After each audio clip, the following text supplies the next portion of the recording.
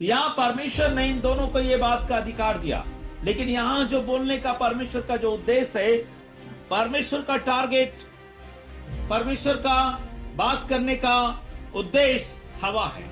रेंगने वाले जंतुओं पर अधिकार रखो। तीसरा अध्याय जब शुरू होता है, सर्प के अंदर से आकर जब डेविल हवा से बात करता है तो हवा उससे बात करने लगती है।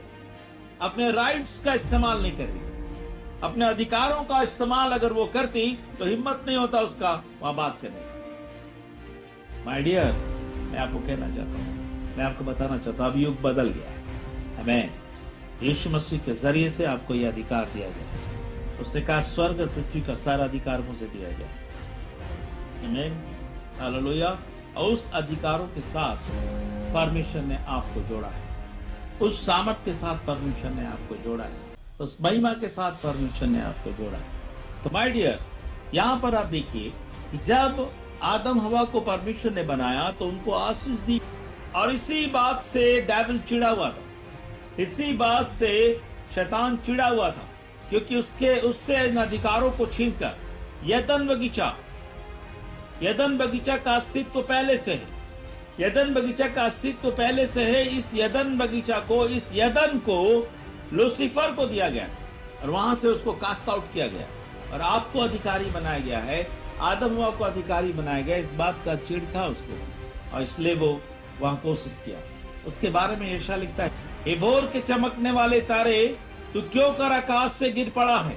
तू जो जाति जाति को हरा देता था, तू अब कैसे काट कर भूमि पर गिराया गया है।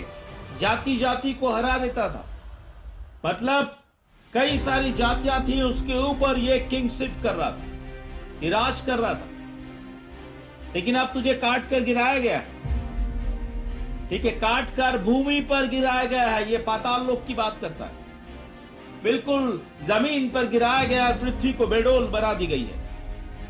तो मन में कहता तो था कि मैं स्वर्ग पर चढ़ूंगा, हेवन उसको नहीं दिया गया है।